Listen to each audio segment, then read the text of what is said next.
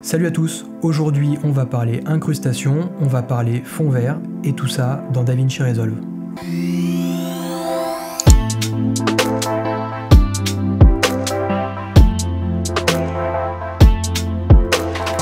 Donc on se retrouve dans DaVinci Resolve, j'ai créé un projet que j'ai appelé fond vert. Dans ce projet j'ai importé donc mes différents médias que j'ai classés dans 3 chutiers différents. Donc j'ai fait un chutier son pour le son, donc on n'utilisera pas le son aujourd'hui mais je l'ai fait quand même. Un dossier que j'ai également appelé fond vert, donc qui va contenir donc mon rush sur fond vert, et également un chutier que j'ai appelé fond, donc c'est l'image et en l'occurrence ça sera la vidéo qui défilera derrière moi, voilà, sur laquelle donc je vais m'incruster. Donc c'est une vidéo que j'ai trouvée sur le site Pixabay. Donc on se retrouve tout de suite dans l'onglet montage, donc je clique sur montage, je vais commencer par importer donc la vidéo sur laquelle je vais m'incruster, donc que je vais mettre en piste vidéo numéro 1, et je vais maintenant importer mon rush sur fond vert, donc qui est ce rush là, je clique dessus, je fais un glisser-déposer et j'importe ça dans ma timeline. Je réduis un peu la taille de mon fond vidéo, tout simplement parce que mon clip de base est plus court, et maintenant on va voir donc la première méthode pour retirer ce fond vert. Donc cette première méthode se passe dans l'onglet étalonnage, donc je clique sur étalonnage et je vais utiliser un outil que l'on appelle le sélecteur, donc c'est l'outil en forme de pipette qui va me permettre de sélectionner les pixels verts que je veux retirer. Donc je clique sur le sélecteur et là je vais sélectionner donc une partie de mon image. Donc pour voir la sélection, j'appuie tout simplement sur le masque ici. Et donc là je vois qu'il m'a sélectionné une partie du fond vert et qui m'a fait disparaître. Donc ce que je vais commencer par faire, c'est que je vais inverser la sélection en appuyant sur inverser. Et maintenant je vais affiner mes réglages en sélectionnant des pixels verts supplémentaires. Donc j'appuie maintenant sur l'outil pipette avec le petit symbole plus et je vais cliquer, je tourne autour de mon sujet et je vais essayer de sélectionner le maximum de vert possible. Donc là c'est pas mal, maintenant on va essayer d'améliorer encore notre image. Pour améliorer notre image, on va maintenant visualiser la couche alpha. Donc je clique sur le bouton couche alpha et là je vais essayer d'améliorer un peu mon image, donc en utilisant les paramètres qui sont ici. Voilà, donc je vais améliorer. En fait ce qui est noir c'est ce qui aura complètement disparu, ce qui est blanc c'est ce qui reste dans l'image. Donc là je recherche à avoir du noir qui soit parfaitement noir, dans lequel j'ai plus de pixels, et au niveau du blanc, là on était pas mal, donc on peut laisser comme ça. Pour voir le rendu, tout simplement je reclique sur masque et donc là je vois que j'ai réussi à retirer du vert, mais il en reste toujours dans les cheveux. Donc pour continuer à améliorer l'image, je peux jouer sur ce paramètre, sur le paramètre soft de mon sélecteur. Donc je vais par exemple augmenter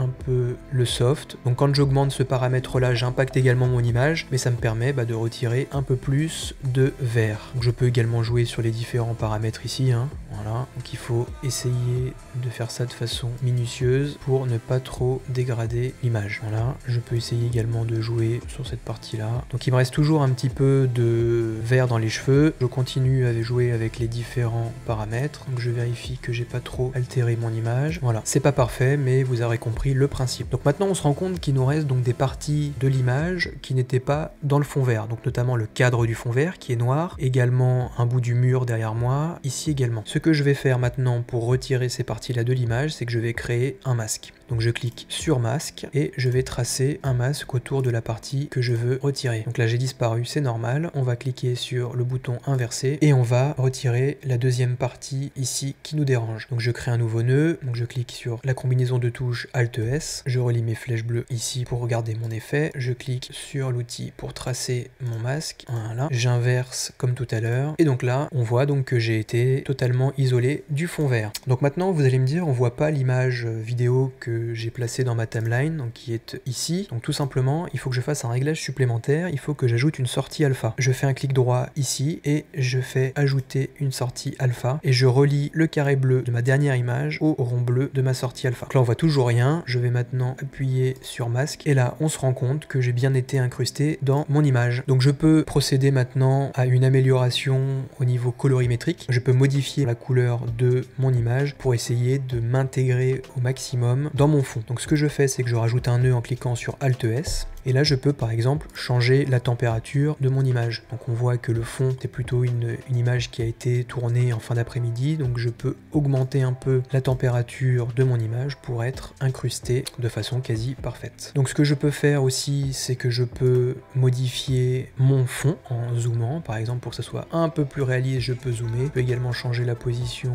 de mon image. Je peux, et ça on l'a déjà vu dans un autre tuto, rajouter par exemple un format de 35, voilà. Et donc là on peut constater donc le résultat. Et si je passe en mode plein écran,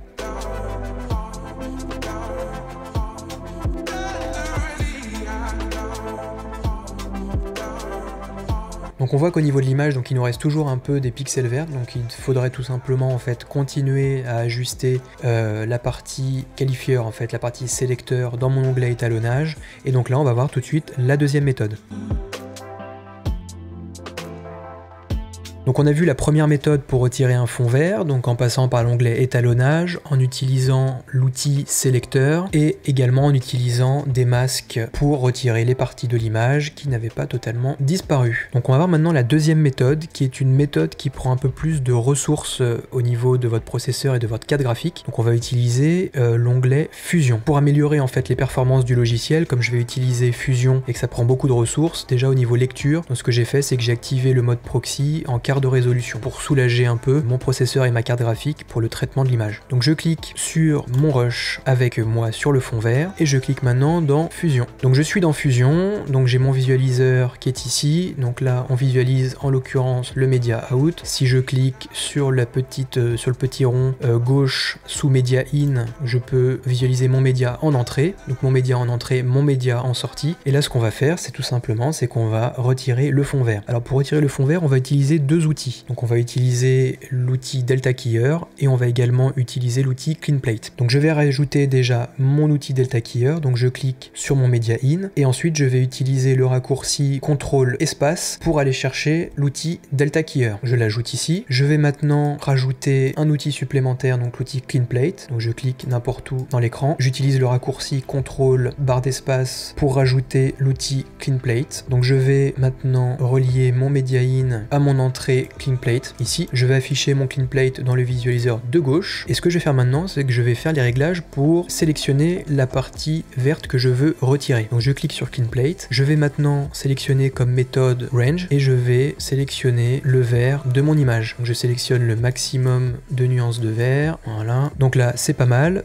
Ce que je fais maintenant, c'est que je vais cliquer sur l'outil Erode, voilà, parce que là en fait j'ai sélectionné un petit peu de nuances de couleurs dans mon visage, donc j'ai pas envie évidemment de sélectionner ces nuances là, donc j'érode un peu, et maintenant je vais cliquer sur Grow Edges, tout simplement pour retirer les différentes nuances de vert. Ce que je fais maintenant, c'est que je relie ma sortie de mon Clean Plate à l'entrée Clean Plate du Delta Keyer, donc c'est la flèche rose, et là on peut constater donc qu'une grosse partie de mon fond vert a disparu, hein, en l'occurrence quasiment tout le fond vert. Donc on va maintenant améliorer le résultat. Donc comme tout à l'heure dans l'onglet étalonnage, là on va cliquer sur Delta Keyer et on va utiliser donc l'onglet du Delta Keyer qui est ici. On va sélectionner en View Mode Matte et là comme tout à l'heure je vais essayer donc d'avoir donc les parties noires donc sont les parties qui vont disparaître, les parties blanches sont les parties qui vont rester à l'image et je vais essayer d'éliminer ces petits pixels blancs qui sont encore dans ma partie noire, donc dans la partie qui devrait normalement disparaître. Donc je vais cliquer sur Clean Background, voilà, donc là j'ai éliminé, voilà, il faut le faire de façon assez précise hein, pour pas non plus trop abîmer mon image. Voilà, donc Clean Background et on peut faire maintenant Clean Foreground et donc là on se rend compte en fait qu'il y a des parties grises dans l'image et quand je fais Clean Foreground, ces parties grises disparaissent. Donc on se rappelle, hein, ce qui est noir va disparaître, va être transparent et ce qui est blanc va rester dans l'image. Donc là je fais mon réglage comme ça, voilà, là c'est pas mal. Donc pour voir le résultat, je reclique sur View Mode et je clique sur Final Result. Donc là ça a l'air pas trop mal. Donc maintenant il nous reste également une chose à faire, c'est que comme tout à l'heure, donc il nous reste des parties donc, qui n'étaient pas sur le fond vert, donc en l'occurrence le cadre du fond vert de chaque côté et également des bouts de mur. Donc pour les retirer, je vais tout simplement dessiner un polygone. Donc je clique ici pour dessiner mon polygone, voilà.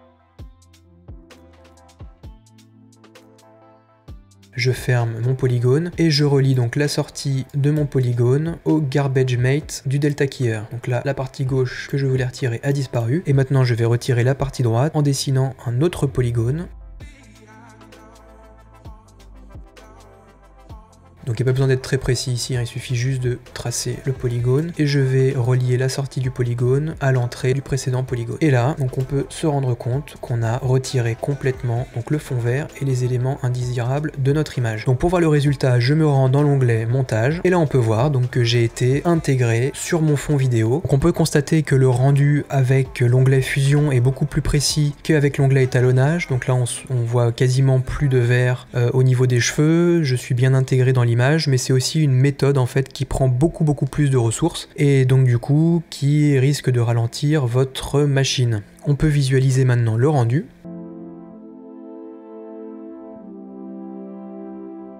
Donc avant de visualiser le rendu définitif, je vais procéder comme tout à l'heure à un étalonnage basique. Donc je clique sur l'onglet étalonnage. Je vais tout d'abord commencer par travailler la température de mon rush pour coller donc avec l'ambiance un peu fin d'après-midi qu'on a donc dans l'image d'arrière-plan. Voilà.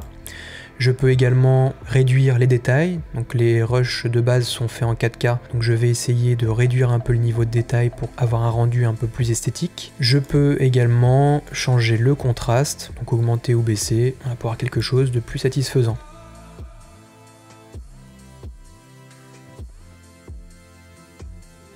Donc on peut visualiser un avant-après en cliquant sur le petit bouton qui s'appelle ici ignorer les étalonnages et les effets fusion. Donc avant avec le fond vert et après avec mon incrustation via les paramètres dans fusion et avec une correction un petit peu au niveau de l'étalonnage.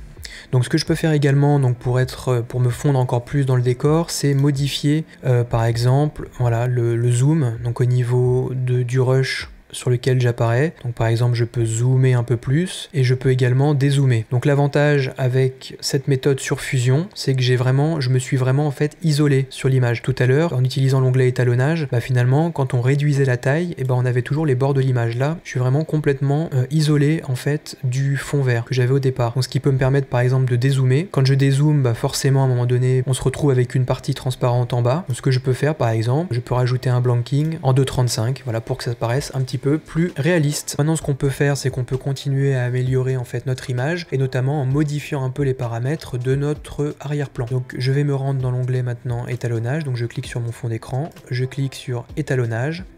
Donc ce que je peux faire maintenant, c'est par exemple simuler un flou d'arrière-plan. Donc pour simuler un flou, je me rends dans le petit outil ici qui représente une goutte d'eau et un triangle, donc c'est l'outil flou, et je peux rajouter un petit peu de flou en montant ici, voilà, mes niveaux, et donc là je me retrouve avec un flou d'arrière-plan. Je peux également modifier la lumière et le contraste de mon image d'arrière-plan. Pour ce faire, je rajoute un nœud supplémentaire en cliquant sur le raccourci Alt-S, et je vais par exemple ici, donc au niveau de la température, je peux augmenter un petit peu encore la température de mon image, voilà. Je peux également rajouter un petit peu de contraste et je pourrais par exemple aussi baisser la saturation pour faire un effet un peu plus artistique. Donc on repasse maintenant dans l'onglet montage pour visualiser notre rendu définitif.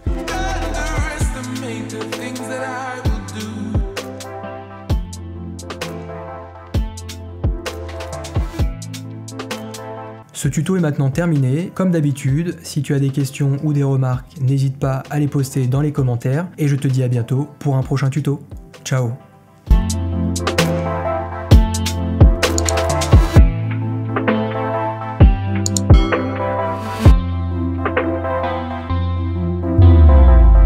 Yeah.